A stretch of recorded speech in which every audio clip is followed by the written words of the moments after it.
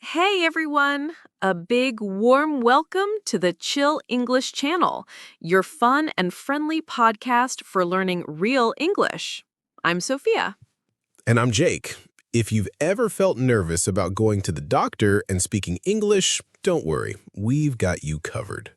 Yep, in this episode, we'll walk you through a full visit to the doctor's office, starting from the moment you walk in all the way to talking about your symptoms and getting advice.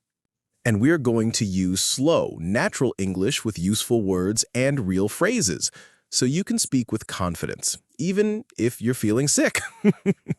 Let's imagine this. You're not feeling well, you walk into the clinic, the first person you meet is the receptionist. Time to check in. Right. The receptionist is the friendly person sitting at the front desk. They'll ask you a few questions.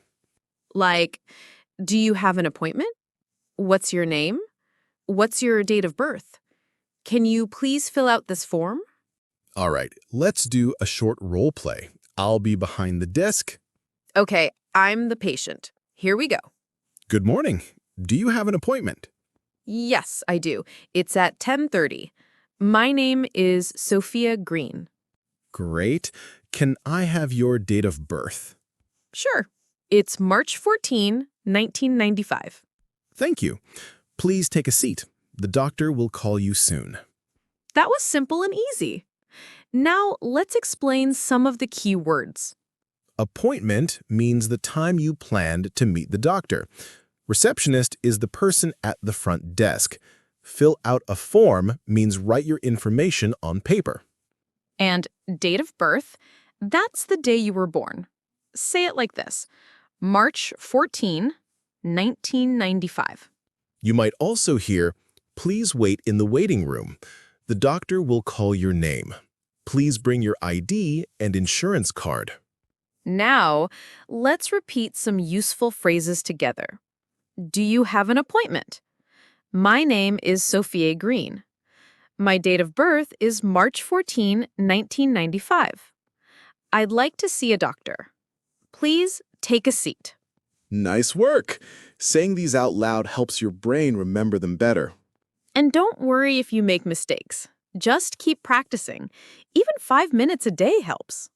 In part 2, we'll go into the doctor's room and explain how to talk about your symptoms, what hurts, how long, how bad. That's a big one. Ooh, yeah, the fun part. I can't wait. All right, see you in the next part. Welcome back, friends. Now that Sophia has checked in at the front desk, she's been called in to the doctor's office. Let's listen to what happens next. Hi, thanks for seeing me today. Of course. What seems to be the problem? Well, I've been feeling really tired the last few days. I also have a bad headache. How long have you had the headache? It started 3 days ago. I thought it would go away, but it hasn't. All right. Do you have any other symptoms, like fever, cough, or sore throat? Actually, yes. I've had a sore throat since yesterday, and I feel a bit hot. Maybe I have a fever? Okay, let's take your temperature. Yep, you've got a slight fever. Nothing too high, but it's there. Oh no, I knew it! I've just been feeling so tired and blah. Blah. That's a great real-life word when you don't feel good but don't know how to explain it. Exactly. Like low energy, not hungry, just want to stay in bed. Let's go over some useful ways to describe how you feel. I feel tired. I have a headache. I feel weak. I have a sore throat. I have a fever. I feel dizzy. Oh, I also felt a little dizzy this morning. Like when I stood up quickly, the room spun a bit. Great example. If you ever feel dizzy, it's good to mention that to the doctor. Say, I feel dizzy when I stand up. Let's do a short role play again. The doctor asks, What are your symptoms? I have a headache and a sore throat. How long have you had them? For 3 days. Do you have a fever? Yes, I think so. Perfect. Simple and clear. That's how doctors like it. It helps to say when something started, like since yesterday or for a few days. Exactly. And if you don't know the exact day, that's okay. You can say, I think it started 2 or 3 days ago, or I don't remember exactly, but maybe Monday. Also, if it hurts a lot, you can say it really hurts or it's very painful. Or even, it hurts when I swallow. It hurts when I breathe deeply. Those little details help a lot. Let's repeat some full sentences together. I have a sore throat. I feel tired and weak. I've had a headache since Monday. I think I have a fever. Good job, everyone. Don't be shy. Say it out loud with us. Really say it. The more you speak, the more confident you'll become, and soon talking to a real doctor in English will feel easy. Coming up in Part 3, we'll learn how to answer common medical questions, understand test results, and talk about medicine. Ooh, medicine names are always tricky. But we've got tips for that too. Stick with us. You're doing great. Welcome back to the Chill English channel. So far, we've talked about symptoms and how to describe how you feel to the doctor. Now, let's continue the story. Right. I just had my checkup, and now the doctor is looking at my test results. I'm a little nervous. You're doing great. So, here's what the doctor says. Your temperature is a bit high, and your throat looks red. It seems like you have a mild infection, probably a sore throat caused by a virus. Oh no, that explains the headache and tiredness. But it's not serious, right? Nope, it's something small. You just need rest, lots of water, and some medicine to help with the symptoms. Phew, that's good news. But when doctors start naming medicine, I get confused. Me too sometimes. But don't worry. Let's break it down. The doctor might say something like, I'll give you something for the pain and fever. You can take paracetamol every 6 hours. Or, this medicine will help your sore throat. And maybe you don't need antibiotics, just rest and fluids. If you don't understand, it's totally okay to ask. Like, can you repeat that, please? Or, how do I take this medicine? Do I take it with food? How many times a day? Exactly. Let's repeat a few important phrases. Do I need to take this with food? How often should I take it? Can I take this at night? What are the side effects? Side effects? Those are the possible problems a medicine might cause, right? Yep, like feeling sleepy, upset stomach, or dizziness. If you hear the doctors say, this may cause drowsiness, that means it might make you sleepy. I always ask, is it okay to drive after taking this?